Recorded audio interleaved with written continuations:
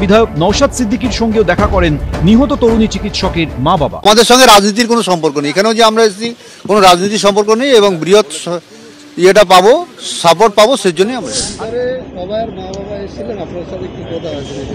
ব্যাপারটা আমি অভয়ের বাড়িতে, তিলোত্তমার বাড়িতে গিয়েছিলাম। তার পরিবার যখন ধর্নায় বসেছিল আমি বেশ কিছুক্ষণ ছিলাম।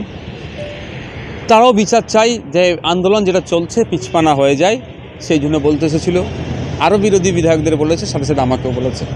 আমরা জানিয়েছি যে লড়াইয়ে আছি। তিলোত্তমা যে খুন হয়েছে তার নিজের জন্য নয়, আমাদের জন্য খুন হয়েছে, আমাদের সমাজের জন্য খুন হয়েছে, সমাজকে দুর্নীতিমুক্ত করার জন্য খুন হয়েছে। তা আমরাও তার সাথে যে ইনজাস্টিস হয়েছে তার যতক্ষণ না বিচার হচ্ছে আমরা আন্দোলন চালিয়ে যাব।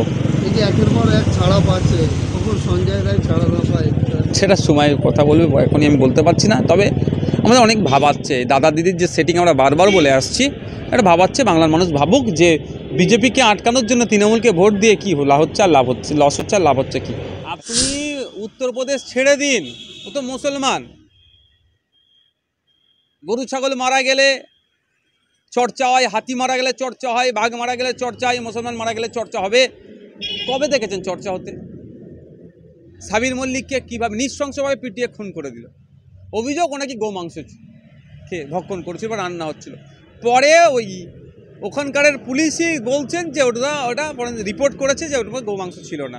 তা নিয়ে কোনো চর্চা হয়নি, কোনো ডিবেট হয়নি, কোনো আন্দোলন হয়নি। সে অর্থে আমরাই কিছু যতটুকু করেছি। ব্যাপারটা হচ্ছে, আপনি আবার বলছি মুসলমানদের পাটটা ছেড়ে দেন, আপনি চলে আসুন মণিপুরে।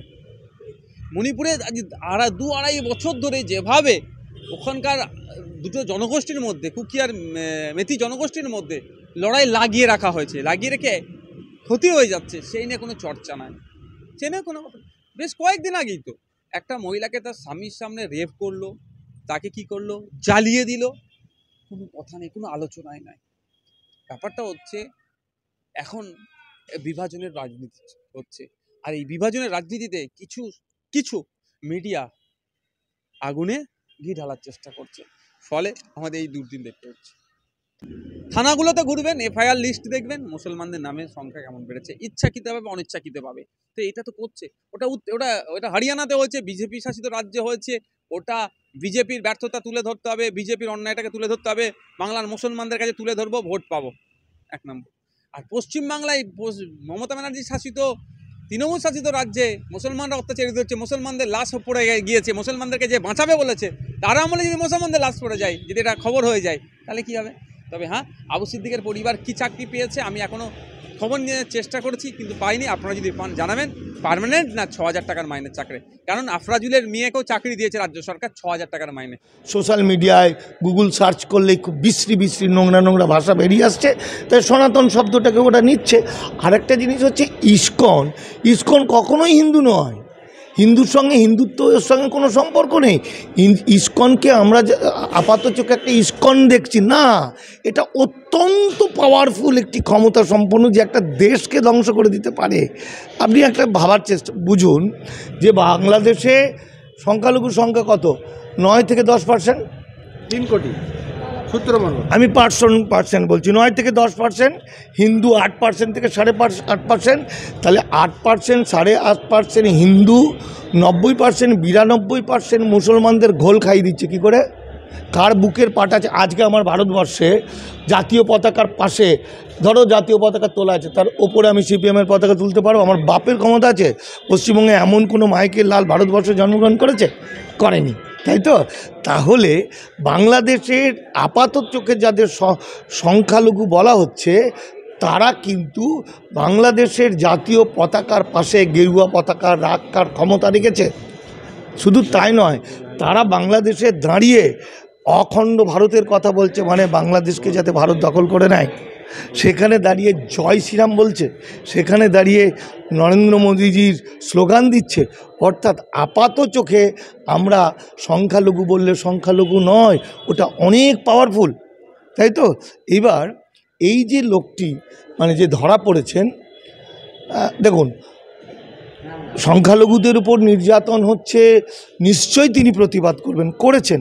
সেই প্রতিবাদের মধ্যে কোনো আপত্তি নেই, কিন্তু তার দেশ মনে করছে যে ওর প্রতিবাদের যে ঢং, সে লক্ষ লক্ষ মানুষের মধ্যে ফট করে বলে ফেলা যে বাংলাদেশও একদিন এমন হতে থাকলে, অত্যাচার হলে লিবিয়া সিরিয়ার মতো হয়ে যাবে, ইরাকের মতো হয়ে যাবে।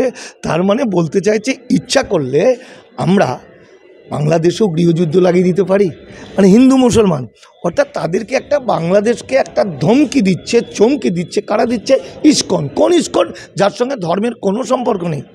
ইসকন একটা বিদেশি সংগঠন, বিদেশি সংস্থা, যারা বিভিন্ন রাষ্ট্রের সে নিষিদ্ধ হয়ে আছে। সে কানাডাতে নিষিদ্ধ হয়ে আছে, সে সিঙ্গাপুরে নিষিদ্ধ আছে, বিভিন্ন জায়গায় লোকাল রাজনীতির মধ্যে সারা ঢুকে পড়ে, গোয়েন্দা ঢুকিয়ে দেয়।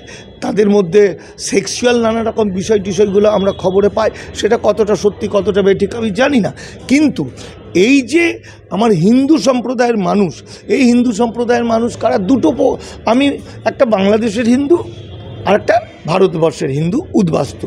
বাংলাদেশের যে হিন্দু, তারা দেখো আজকে বাংলাদেশ স্বাধীন করার জন্য 30 লক্ষ মানুষের প্রাণ গেছে।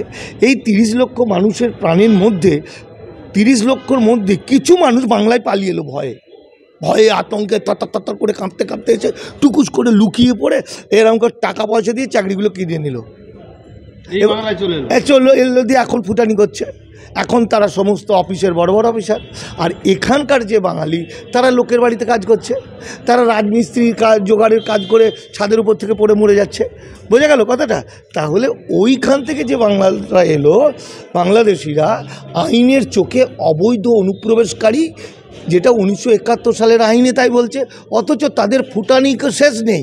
দেখবে এই যে বাংলাদেশের যে বিপদ, বাংলাদেশের সংখ্যালঘুদের যে ঘটনা ঘটছে, বিপদ যেটা বলছিলাম, বাংলাদেশে ইসকনের সাধুকে গ্রেফতার করেছে, বাংলাদেশে আইন শৃঙ্খলা আছে, তো আদালত আছে, তারা বিচার করবে তার বিরুদ্ধে জাতীয় পতাকা অবমাননা করেছে, সেই নিয়ে তারা বুঝবে। সেই নিয়ে আমরা দেখতে পাচ্ছি যে আমাদের রাজ্যের বিরোধী দলের মাননীয় শুভেন্দু অধিকারী বিধানসভায় ইসকনের সাধুর ছবি নিয়ে আন্দোলন করছেন, কিন্তু আমার দেশ, আমার ভারতবর্ষে উত্তরপ্রদেশে একটি মসজিদে সার্ভে করতে গিয়ে 5 জন মানুষকে উত্তরপ্রদেশ প্রশাসন গুলি করে মেরে দিল সেই সংখ্যালঘুদের জন্যে। তাহলে কে কথা বলবে সেই সংখ্যালঘুদের জন্য? কে? দেখুন, আমি তো ওটাই বাংলাদেশ আর ভারত দুটোকে আলাদা করে বলার চেষ্টা করলাম, যে বাংলাদেশে ভারতবর্ষে মুসলমানদের সম্পত্তি কেড়ে নেওয়া, ওয়াকফ বোর্ড সমস্ত সম্পত্তি কেড়ে নেওয়া, মসজিদ কেড়ে নেওয়া, মানুষদেরকে বেআইনিভাবে বুলডোজার গুড়িয়ে বাড়িঘর ভেঙে দেওয়া। কিছুদিন আগে আমাদের চিফ জাস্টিস চন্দ্রচূড়বাবু রিটায়ার করার সময় বলছে, বাবরি মসজিদ ধ্বংসের পরে যে রাম মন্দিরের বিচার হলো, সেই বিচার আমি করিনি, আমরা করিনি, ঈশ্বর করেছে, মানে ঈশ্বর সই করেছে। সুতরাং এই ঘটনাগুলো তো আমরা জানি। আমাদের কাছে সাবজেক্ট হচ্ছে শুভেন্দু অধিকারীর ইন্টারেস্টটা কী এবং শুভেন্দু অধিকারীর নাটকটা কোনখানে। নাটকটা হচ্ছে, যদি সত্যি সত্যি বাঙালিকে ভালোবাসতে হয়, বাংলাকে ভালোবাসতে হয়, কারণ বাস্তবিক বাংলাদেশের বাঙালি আর পশ্চিমবঙ্গের বাঙালির মধ্যে কোনো ফারাক নেই, বিন্দুমাত্র ফারাক নেই।